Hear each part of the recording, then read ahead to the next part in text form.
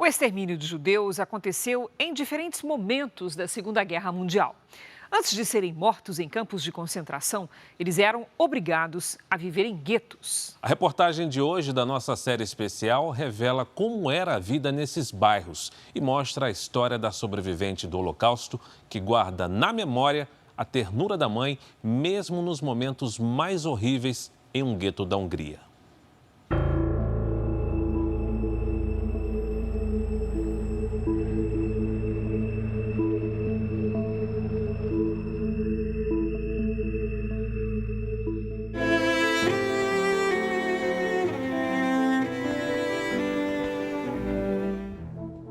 A dança para amenizar a dor.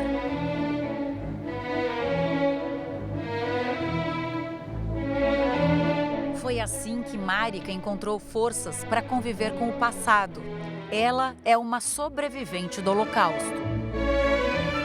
Eu passei uma boa parte da minha vida, eu passei na Hungria, no meio da loucura toda. A Hungria foi muito bombardeada, foi destruída. Aos 86 anos, as lembranças da infância da bailarina ainda são muito presentes. Os alemães chegando, aquelas botas, aquele barulho de botas. E eles chegaram nos prédios e onde, no apartamento que tinha judeu, eles tiravam de lá, mandavam a gente descer no térreo. Aí todo mundo de costas, os caras com metralhadora. Parte da guerra, ela viveu em orfanatos enquanto os pais eram prisioneiros de campos de trabalho forçado. Na outra parte, morou em guetos com a mãe e a irmã. Quando os alemães entraram, e até bum, aquela coisa, aquilo fica na cabeça, lógico, né? E a minha mãe nos abraçando e segurando e tomando conta. Eu me lembro mais da minha mãe do que da bota. Nossa, minha mãe foi muito guerreira. Os guetos eram bairros murados pelos nazistas, onde os judeus eram obrigados a morar. Ninguém podia sair. O lugar era vigiado dia e noite por soldados armados. As pessoas que viviam dentro do gueto não tinham acesso a comida, a remédios, praticamente nada. Então iam morrendo de fome, iam morrendo de doenças, iam morrendo de frio. Marika lembra da delicadeza da mãe, mesmo nos momentos mais difíceis. A rua estava cheia de gente morta, né?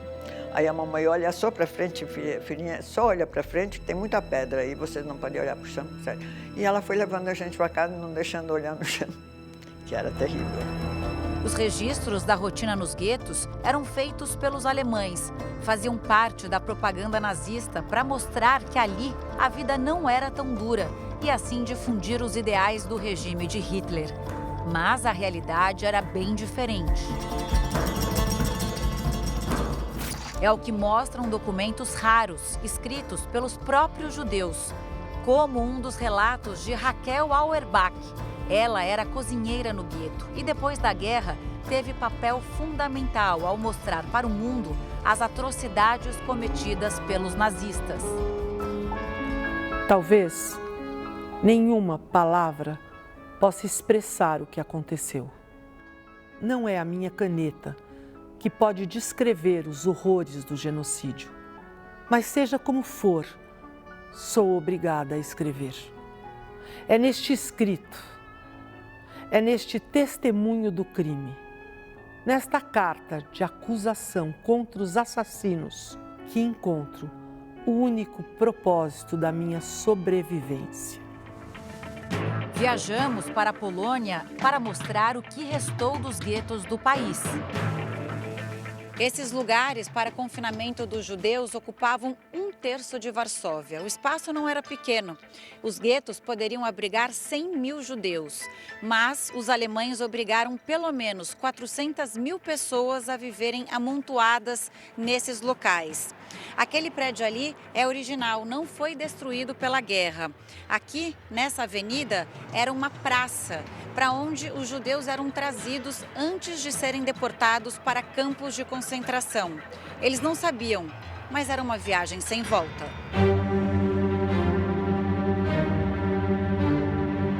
nazistas diziam que eles iam para os reassentamentos no leste, que iam trabalhar, mas era uma mentira dos alemães. Eles eram levados para os campos de extermínio. Ao longo da Segunda Guerra Mundial, milhares de mulheres se destacaram pela coragem. Algumas por tomarem decisões difíceis, como a Dina Blade Schweiger. Esse prédio ficava dentro do gueto de Varsóvia. Durante a ocupação nazista, funcionou como um hospital por um tempo. Era aqui que a Dina trabalhava como médica, mesmo sem ter se formado. Da janela, ela tinha visão da praça, de onde pelo menos 300 mil judeus foram deportados para campos de extermínio. A Dina envenenou crianças de propósito para que elas não morressem nos campos de extermínio, diz o historiador. Porque ela sabia que elas iriam ser assassinadas. Isso era a única coisa que ela podia fazer para salvá-las dessa viagem e deixá-las morrer em um hospital. Com o fim da guerra, o caso foi considerado um ato de humanidade. A Dina resistiu ao extermínio e se formou médica.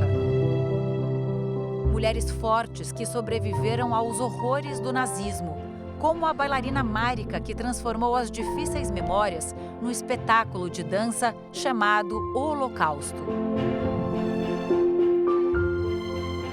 Depois que eu dancei o Holocausto, eu consegui colocar todas as imagens, tudo que sobrou dentro de mim, eu joguei lá naquele balé. Daí para frente eu consigo falar com você só com lágrimas dos olhos, mas sem ficar soluçando, porque é o terror.